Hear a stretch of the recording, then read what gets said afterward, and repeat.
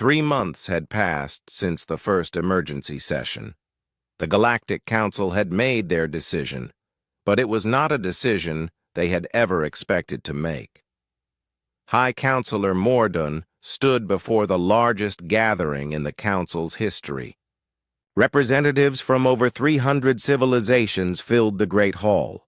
Some attended in person, others appeared as holograms from distant worlds. Today, we announce the most important decision in galactic history, High Counselor Mordun began. His voice carried to every corner of the massive room. After months of study, debate, and careful consideration, the Galactic Council has voted. The hall was completely silent. Everyone knew that this decision would affect every living being in the galaxy. We have decided not to attack humanity, High Counselor Mordun announced. A wave of surprised voices filled the hall. Some beings sounded relieved, others sounded angry, many sounded confused. Supreme Admiral Kreetok stood up from his chair. His face showed his displeasure with the decision. "This is a mistake," he declared. "We should destroy the human threat before it spreads beyond their world. We have the power to end this problem now." High Counselor Mordun nodded. "Yes, we could destroy Earth. We could kill all 7 billion humans, but the Council has decided that this would be wrong." Sage Morthak, who had been instrumental in reaching this decision, stood to address the assembly. "We have learned something important about ourselves during these months of study," Sage Morthak said. "We discovered that our fear of humans is really a fear of change." The display screen activated, showing images of the galaxy as it currently existed. Peaceful, ordered, but with clear divisions between the powerful and the weak. "For thousands of years we have maintained peace through a simple system," Sage Morthak continued. "The strong rule, the weak obey. Wars end when one side surrenders. This system has prevented long conflicts, but it has also prevented justice." The screen changed to show images from human history. Not battles this time, but moments of progress. Humans ending slavery. Humans giving rights to women. Humans helping the poor and sick. Humans represent something we have not seen in the galaxy for a very long time, Sage Morthak explained. They represent the idea that things can get better, that the weak do not have to stay weak, that injustice does not have to be accepted. Ambassador Zex-7 stood up. Over the past months, his views had changed as he studied human behavior more deeply. "Our spies have sent us new reports," Ambassador Zex-7 said. "They have been watching how humans treat each other during peacetime." The display showed human schools, hospitals, and community centers. It showed humans taking care of their elderly, teaching their children, and helping their neighbors. "Humans do not just fight," Ambassador Zex-7 continued. "They also build, they create, they invent, they explore not just to conquer, but to learn." The screen showed human art, music, and literature. Beautiful paintings, complex songs, and inspiring stories. "Humans have something many species have lost," Ambassador Zex-7 said. "They have hope. They believe the future can be better than the past." Dr. Cathara had prepared a final report on human psychology. She stood to present her conclusions. "We were wrong about humans," she admitted. "We thought their refusal to surrender was a flaw. We thought it made them dangerous. But we misunderstood what surrender means to humans." The display showed human negotiators working to end conflicts peacefully. It showed human leaders making difficult compromises to avoid war. "Humans do understand surrender," Dr. Cathara explained. "But they only surrender to things that are right and just. They will not surrender to bullies. They will not surrender to oppression. They will not surrender their freedom or their dignity. She paused and looked around the hall at the hundreds of different species represented. But humans will surrender to truth. They will surrender to love. They will surrender to justice. They will work with anyone who treats them as equals. The screen changed to show human international cooperation. Different human nations working together on shared problems. Humans from different cultures learning from each other. If we approach humans as friends instead of enemies, they will be friends, Dr. Kethara concluded. If we approach them as equals instead of subjects, they will be partners. A new voice spoke from the assembly. It belonged to Representative Yigzara from one of the smaller, weaker civilizations in the galaxy. What about those of us who have been conquered? She asked. What about those of us who surrendered to avoid destruction? Will humans help us regain our freedom? The question created uncomfortable silence. Many of the powerful species in the Council had territories that included conquered worlds. Sage Morthak answered carefully. That is exactly what we are afraid of. Humans probably will help oppressed peoples gain their freedom. They have done this throughout their own history. The display showed examples of humans helping other humans gain independence from oppressive rulers. But perhaps this is not something to fear. Sage Morthak continued. Perhaps this is something to embrace. Perhaps it is time for the galaxy to have more justice and less fear. Supreme Admiral Kretok stood again, his anger obvious. You speak of justice, but you will bring chaos, he declared. If every weak species decides to fight for freedom, the galaxy will be consumed by war. High Counselor Morden responded firmly. Or perhaps if every species is treated fairly, there will be no need for war. The debate continued for hours. Some species supported the decision to leave humans alone. Others demanded military action before humans could spread beyond Earth. Finally, High Counselor Morden called for order. The decision has been made, he announced. But we will not simply ignore humans and hope for the best. The Council has approved a new plan. The display showed a detailed proposal. It outlined a completely new approach to dealing with humanity. We will make contact with humans, High Counselor Morden explained. Not as conquerors, but as neighbors. We will offer them friendship, trade, and knowledge. The plan showed human and alien scientists working together. It showed cultural exchanges and cooperative exploration of space. We will invite humans to join the galactic community as equals, High Counselor Morden continued. We will learn from them, and hopefully, they will learn from us. Ambassador Zex-7 added more details. Our spies report that many humans dream of meeting other intelligent species. They are curious about life beyond their world. They want to explore the stars. The screen showed human movies and books about space exploration and alien contact. Most depicted aliens and humans working together peacefully. Humans have imagined this moment for generations, Ambassador Zex-7 said. They have dreamed of joining a larger community among the stars.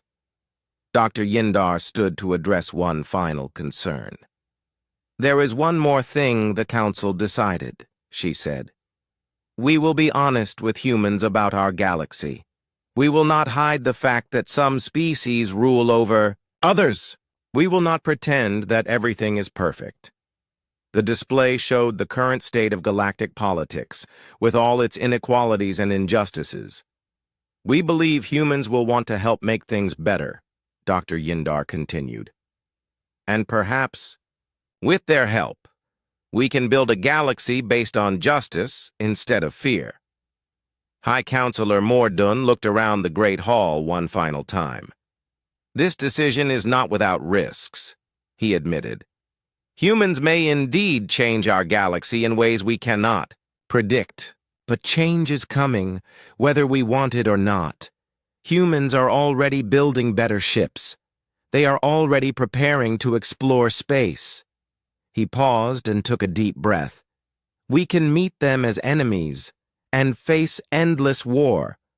Or we can meet them as friends and face an uncertain but hopeful future. The vote was taken. It was not unanimous, but it was decisive. The majority of galactic civilizations chose hope over fear.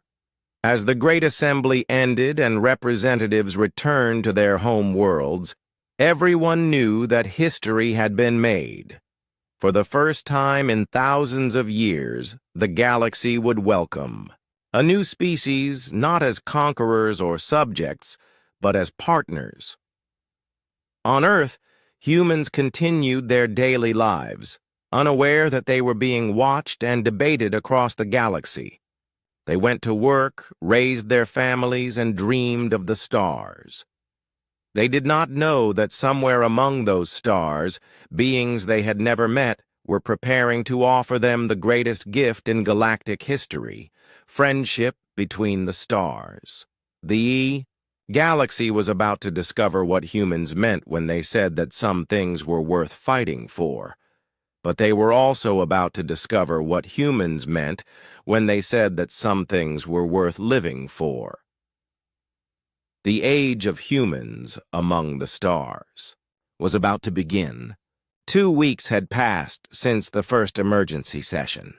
The Galactic Council had grown from 12 members to over 100.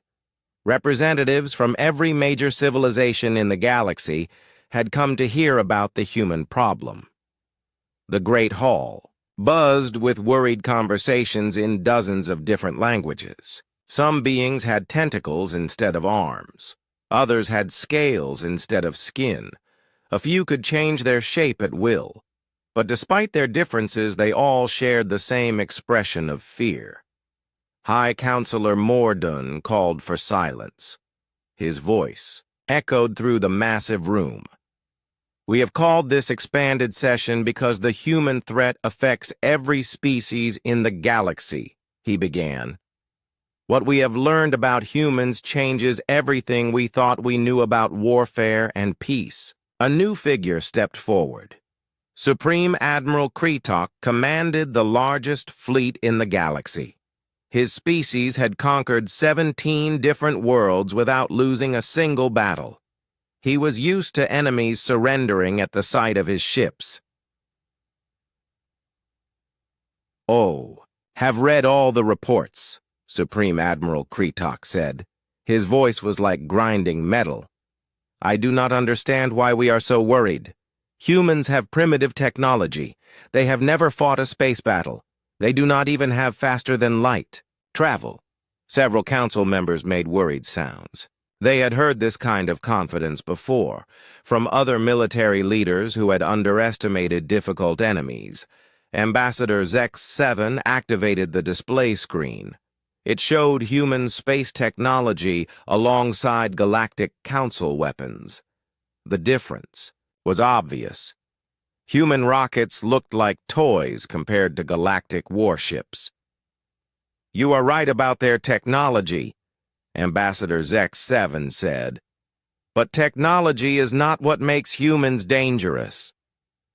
The screen changed to show human history. Images of small human armies defeating much larger forces. Pictures of human rebels winning against better-equipped enemies. Throughout their history, humans have won battles they should have lost, Ambassador Zex 7 continued. They have defeated enemies with better weapons, more soldiers, and superior technology. Supreme Admiral Kretok crossed his forearms. "How?" General Thokvan stood up. "By refusing to follow the rules of war." The display showed a human city under attack. The enemy army surrounded it completely. They had cut off food and water supplies. Any reasonable species would have surrendered. Instead of surrendering, the humans did something unexpected. General Tokvan explained. They ate their horses, they ate their pets, they ate tree bark and leather boots. They would rather starve slowly than surrender quickly. The image changed to show human soldiers fighting in the streets of their own city. They used furniture as barricades. They made weapons from kitchen knives and farm tools. When their regular weapons ran out, they improvised, General Tokvan continued. They turned household items into weapons. They used their knowledge of the city to set traps. They fought from sewers and rooftops and basements. Supreme Admiral Kreetok looked less confident now. But surely when facing complete defeat, they negotiated? No, General Tokvan replied. They made their enemy pay for every street, every building, every room. The attacking army finally gave up because they lost more soldiers taking the city than the city was worth. Dr. Yindar stepped forward. She had prepared a special presentation about human psychology. We need to understand how humans think about losing, she said. The display changed to show human sports and games. Watch how human children play, Dr. Yindar said. The screen showed young humans playing various games. Even when they were clearly losing, they kept trying. They celebrated small victories within larger defeats. Human children learn that losing a game does not mean stopping the game, Dr. Yindar explained. They learn that you can lose many battles and still win the war. The display showed human athletes who had failed many times before finally succeeding. Runners who fell down and got back up. Players who missed shots but kept shooting. Humans teach their children that failure is not permanent, Dr. Yindar continued. They say things like, try again and never give up, and you only fail when you stop trying. A new voice spoke from the back of the hall. It belonged to Sage Morthak, the oldest and wisest member of the council. He had lived for over 800 years and had seen the rise and fall of many civilizations. I have been thinking about this human problem, Sage Morthak said as he slowly walked to the front of the hall, and I believe we are asking the wrong question. The hall became completely quiet. When Sage Morthak spoke, everyone listened. We have been asking how to defeat humans, Sage Morthak continued, but perhaps we should be asking why we would want to. Several council members looked confused. Supreme Admiral Kreetok frowned. They are a threat to galactic peace, the Admiral said. A species that refuses to surrender will disrupt the natural order. Sage Morthak nodded slowly. But what if the natural order is wrong? The question hung in the air like a dangerous idea. The Galactic Council had maintained peace for thousands of years based on the principle that the weak should surrender to the strong. It prevented long wars and saved lives. Explain, High Counselor Morden said carefully. Sage Morthak activated the display. It showed a map of the galaxy with all the different civilizations marked in different colors. Look at our galaxy, Sage Morthak said. We have peace, yes, but what kind of peace? The map showed how territory was divided. A few powerful species controlled large areas. Many smaller species were crowded into tiny spaces. Our peace is based on fear, Sage Morthak continued. The weak obey the strong because they are afraid to fight.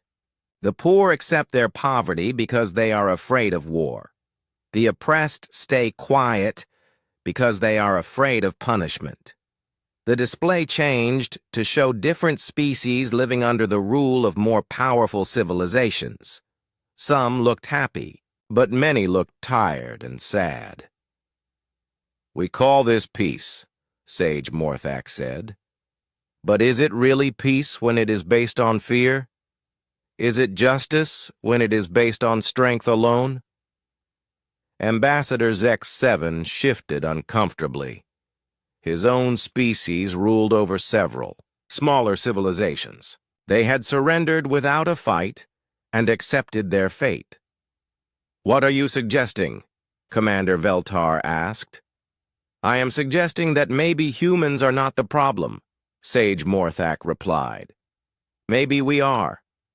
The hall erupted in angry voices. Several species had built their entire civilizations on the concept that might makes right.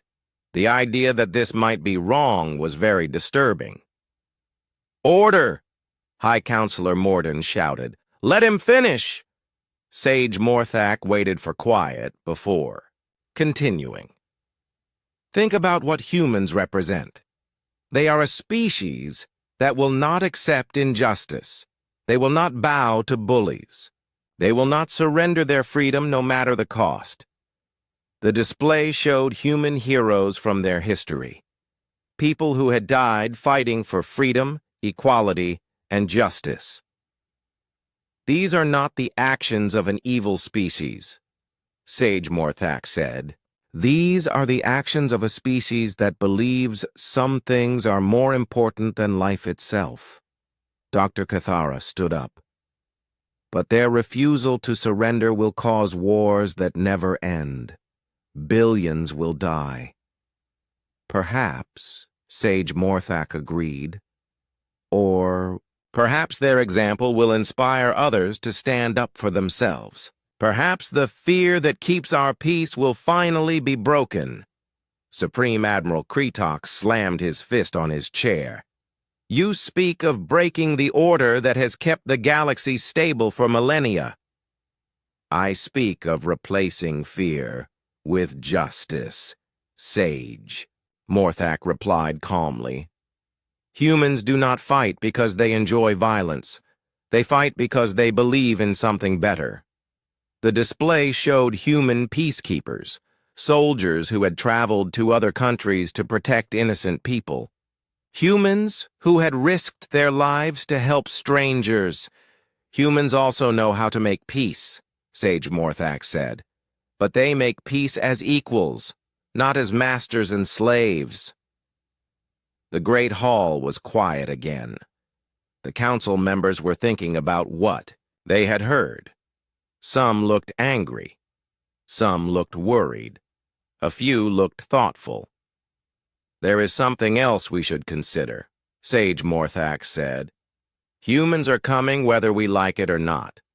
They are building better ships. They are learning about space travel. Within a few decades, they will be out here with us." He paused and looked around the room at all the different species represented. "We can meet them as enemies and face a war that will never end," he said. "Or we can meet them as neighbors and perhaps learn something from their courage." Counselor Morden stood up slowly. The weight of the decision ahead of them was heavy on his shoulders. "The Council will consider all options," he said. "But one thing is certain. The galaxy is about to change. The question is whether we will help guide that change or be destroyed by it." Outside the Great Hall, ships continued to travel between stars. Trade continued. Life went on as normal. But inside the hall, the most powerful beings in the galaxy faced a choice that would determine the future of every living thing among the stars. They could try to destroy humanity before humans reached the stars, or they could try to understand them. Either choice would change the galaxy forever. 1 week had passed since the emergency session began. The Galactic Council had called in every expert they could find. Military leaders, scientists, historians, and psychology experts filled the Great Hall. General Thokvan, the Council's top military commander, stood at the center of the room. His 6 arms moved as he spoke, pointing to battle plans floating in the air above them. "I have studied every war humans have fought," he said. His voice was deep and rough. "I have looked at their tactics, their weapons, their strategies. What I found makes no military sense. The floating displays showed human battles from their history. Ancient wars with swords and shields, modern wars with guns and tanks. Each image showed humans fighting against impossible odds. Humans do not fight like other species, General Thakvan continued. When most species are outnumbered, they retreat. When most species are outgunned, they surrender. When most species face certain death, they negotiate. He pointed to one image. It showed a small group of human soldiers surrounded by a much larger enemy force. But humans do something different. They dig in. They fight harder. They turn every building into a fortress. They turn every street into a battlefield. Ambassador. Zex 7 leaned forward. But surely they must lose when facing superior numbers? General Thakvan made a sound like bitter laughter. That is what their enemies always think. But humans have won many battles they should have lost. They call it snatching victory from the jaws of defeat. The display changed to show a human city under siege. The attacking army was 10 times larger than the defending force. This battle lasted for months, General Thakvan explained. The attacking army had better weapons, more soldiers, more supplies. They should have won in days. What happened? Commander Veltar asked. The humans turned their entire city into a weapon, General Thakvan replied. Every citizen became a soldier. Children carried messages. Women built barricades. Old people made weapons. The enemy found themselves fighting not just an army, but an entire population.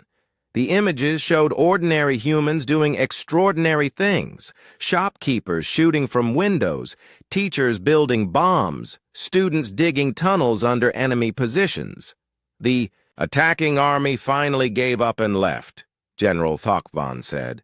They could not understand how to fight an enemy where everyone was a soldier. Dr. Yindar, an expert on alien cultures, stood up. She had been studying human society for the past week. I think I know why humans fight this way, she said. They have a concept called home. The other council members looked confused. All species had homes, not just a place to live, Dr. Yindar clarified. Home is something much deeper for humans. It is where they belong. It is part of who they are. The display changed to show human families. Parents with children, grandparents telling stories, friends sharing meals. Humans form very strong emotional bonds with their homes, Dr. Yindar continued. Not just with the buildings, but with the communities, with the people, with the memories. She pointed to an image of a human wedding, people dancing and celebrating together. When humans say they are fighting for home, they are not just fighting for land or buildings. They are fighting for their way of life, for their relationships, for their identity. High Counselor Morden nodded slowly. So attacking their homes makes them fight harder, not surrender. Exactly, Dr. Yindar replied. Our spies found that humans become most dangerous when their homes are threatened. They call it fighting for everything that matters. Professor Zelik, the Council's expert on military history, had been studying human war records. He stood up and walked to the display controls. I have found something even more troubling, he said. The display changed to show human weapons development through their history. Look at how human weapons have evolved, Professor Zelik said. Every time they face a stronger enemy, they invent better weapons. Every time they are defeated, they learn from their mistakes. The display showed human technology advancing rapidly. From simple clubs to complex guns, from single-shot weapons to automatic firing, from small bombs to weapons that could destroy entire cities. Humans are very good at learning from war, Professor Zelik continued. They study their defeats, they analyze their enemies, they adapt their tactics. He pointed to images of human military schools, buildings where humans taught other humans about fighting. Most species fight when they have to and try to forget about it afterward, Professor Zellick explained. But humans study war even during peacetime. They have schools for soldiers.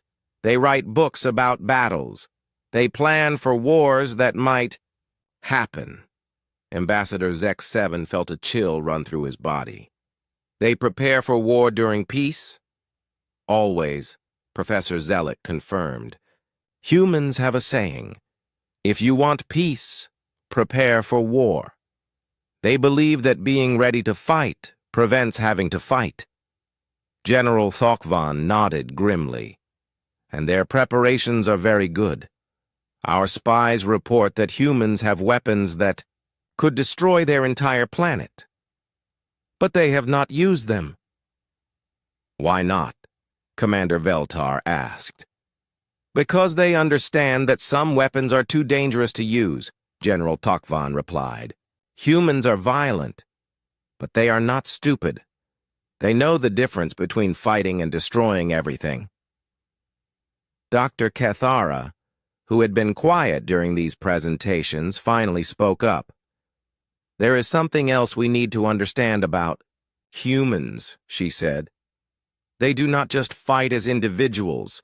They fight as groups, as tribes, as nations, as a species. The display changed to show human armies working together, soldiers from different countries fighting side by side. When humans face a common enemy, they unite, Dr. Kethara explained. Humans who normally compete with each other will work together against an outside threat. She pointed to images from human history where enemies had become allies when facing a bigger danger. Our spies found records of human wars where bitter enemies stopped fighting each other to fight a common threat, Dr. Kethara continued. They call it the enemy of my enemy is my friend. High Counselor Morden stood up slowly. His old face looked very tired. Are you telling us that if we attack humans, they will all unite against us? He asked. Yes, Dr. Kethara replied. Our spies believe that an alien invasion would make all human nations work together. 7 billion humans with one goal, destroying the invaders. The Great Hall became very quiet. The council members looked at each other with growing fear. There is one more thing, Dr. Kethara said softly. Humans have something they call vengeance. If someone hurts them, they will hurt back. If someone kills their people, they will hunt down the killers. They do not forget. They do not forgive. The display showed human monuments to their war dead, names carved in stone, flowers placed on graves, ceremonies to remember those who died. Humans have long memories, Dr. Kethara continued. They remember wrongs done to them for generations. They teach their children about old enemies. They pass down hatred from parents to children to grandchildren. Ambassador Zex-7 made a frightened sound. So if we fight them and do not completely destroy them, they will hunt us forever? Forever, Dr. Kethara confirmed. And they will get better at hunting us each time they try. General Thokvan brought up new images on the display. These showed human space technology, rockets, space stations, plans for faster ships. Humans are already beginning to explore space, he said. Our spies report that they plan to visit other planets within the next few decades. They want to spread across the galaxy. High Counselor Morden looked around the room at all the experts. Military leaders who had won countless battles looked worried. Scientists who had studied thousands of species looked scared. Historians who had seen the rise and fall of empires looked confused. So what do? He asked. We cannot fight them because they do not surrender. We cannot conquer them because they never stop resisting. We cannot threaten them because they are not afraid of death. No one had an answer. For the first time in the history of the Galactic Council, they faced a problem they could not solve with force or diplomacy. Outside the Great Hall, the galaxy continued as it always had. Trade ships moved between stars. Different species lived in peace. Wars were rare and always ended quickly when one side surrendered. But inside the hall, the most powerful beings in the galaxy sat in silence, afraid of a species that had not yet left their home planet. They were afraid of humans who did not understand the word surrender. 3 days had passed since the shocking report about humans. The Galactic Council had not left their great hall. Food was brought to them. Sleep pods were set up in side rooms. But the council members could not rest. They had spent these days reading every piece of information about humans that their spies had gathered. Each new fact made them more worried. "Listen to this," said Commander Veltar, reading from her datapad. "Human children play games where they pretend to be soldiers. They play war. They think fighting is fun." Ambassador Zex-7 nodded sadly. "And look at this report about human entertainment. They watch movies about war. They read books about battles. They play computer games where they fight enemies." High Counselor Morden rubbed his tired eyes. "Most species learn about peace through their entertainment. Humans learn about war." Dr. Keth Ara, the Council's expert on species behavior, had been quiet for most of the 3 days. She was studying human psychology reports. Finally, she spoke. "I think I understand what makes humans different," she said. Her voice was soft, but scared. All the council members turned to look at her. Dr. Keth Ara was known for being smart about how different species think and act. "Tell us," High Counselor Mordun said. Dr. Keth Ara stood up and walked to the big screen. She touched her control pad and new images appeared.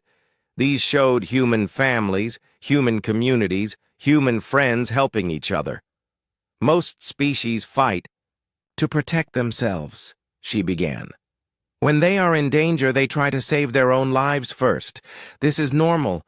This is smart." The images changed to show humans helping strangers, humans running into burning buildings to save people they did not know, humans jumping into dangerous water to rescue others. "But humans are different," Dr. Kethara continued. "They do not fight just to protect themselves. They fight to protect others. They fight to protect ideas. They fight to protect their way of life." Commander Veltar frowned. "All species protect their families." "Yes, but humans protect more than family," Dr. Kethara replied. "They protect strangers. They protect people from other countries. Sometimes they protect people from other species." The screen showed human soldiers from different wars in human history. But these were not pictures of violence. These were pictures of human soldiers helping civilians, sharing food with hungry children, giving medical care to wounded enemies. "Humans have something they call honor," Dr. Kethara explained. "It means doing what is right, even when it costs them something, even when it might cost them their lives." Ambassador Zex-7 made a worried sound. "So, they will fight to protect things that do not even benefit them directly?" "Exactly," Dr. Kethara said. "And there is something else. Humans believe that some things are worth dying for. They call these things principles."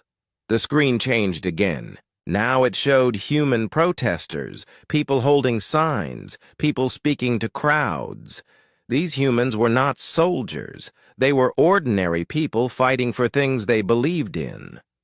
"Our spies found that humans have died for ideas," Dr. Kethara continued. "They have died for freedom. They have died for equality. They have died for the right to speak their minds. Counselor Yeath shook her head. This is madness. Ideas cannot be held. Ideas cannot be eaten. Ideas do not keep you warm at night. To humans, ideas are more important than comfort, Dr. Cathara replied. More important than safety. Sometimes more important than life itself. High Counselor Morden stood up and walked closer to the screen. The current image showed a human statue. A woman holding a torch high in the air. What is that? He asked. Dr. Cathara smiled sadly. Humans built that statue to represent freedom. They put it at the entrance to one of their major cities. Every human who sees it knows what it means. It tells them that freedom is worth fighting for. They build monuments to ideas, Commander Veltar asked. They build monuments to ideas. They write songs about ideas. They name their children after people who died for ideas, Dr. Cathara confirmed. The council members looked at each other. This was getting worse and worse. There is something else our spies discovered, Dr. Cathara continued. Humans have a concept they call martyrdom. It means dying for something you believe in. And humans honor their martyrs. They remember them. They tell stories about them for hundreds of years. Ambassador Zek-7 felt sick. They celebrate death? They celebrate dying for the right reasons, Dr. Cathara corrected. In human culture, a person who dies fighting for what is right becomes a hero forever. The screen now showed human memorials, walls with thousands of names, graves with flowers, statues of soldiers. Humans do not forget their dead, Dr. Cathara said. They visit graves, they tell stories, they teach their children about people who died long ago. The dead inspire the living to keep fighting. High Counselor Morden sat down heavily. So killing humans will not stop them. It will make them fight harder.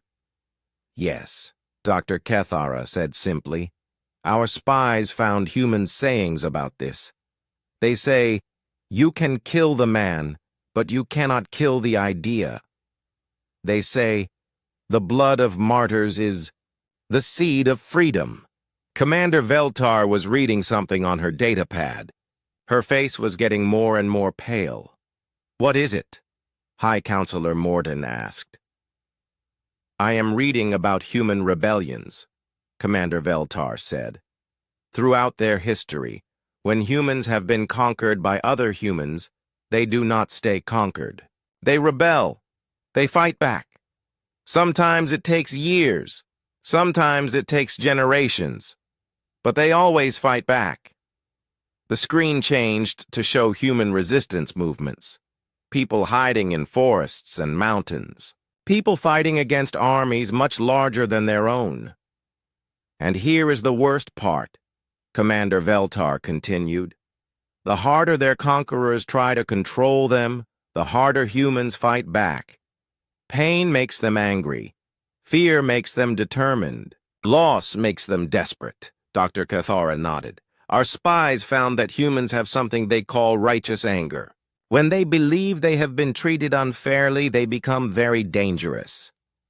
How dangerous? Counselor Yeath asked.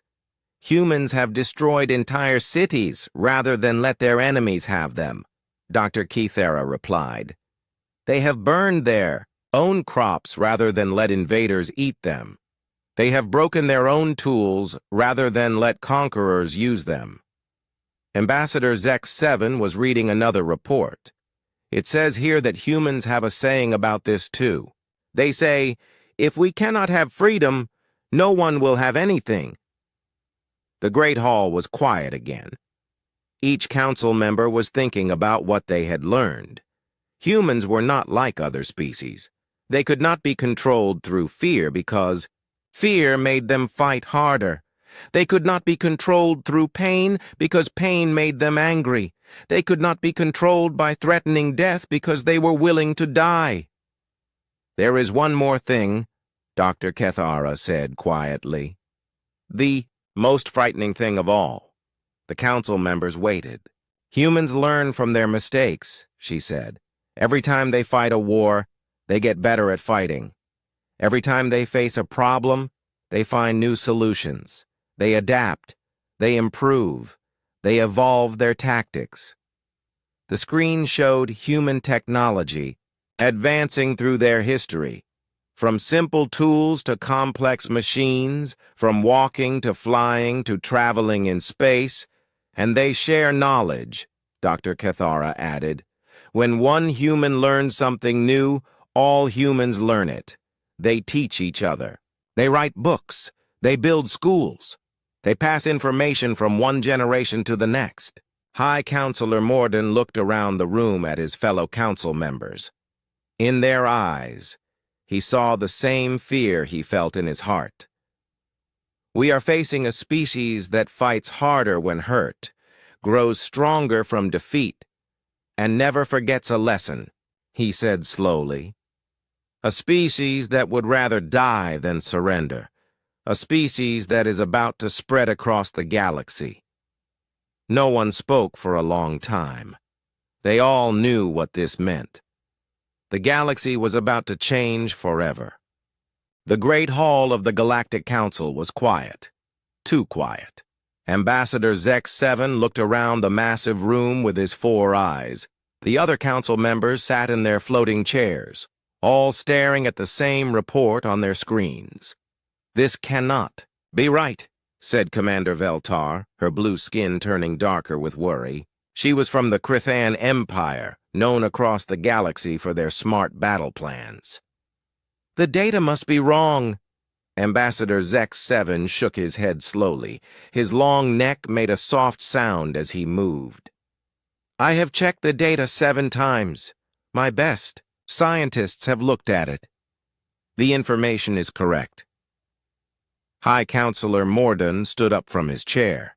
He was old, even for his species. His gray skin had deep lines from many years of making hard choices. "Tell us again what your spies found on Earth."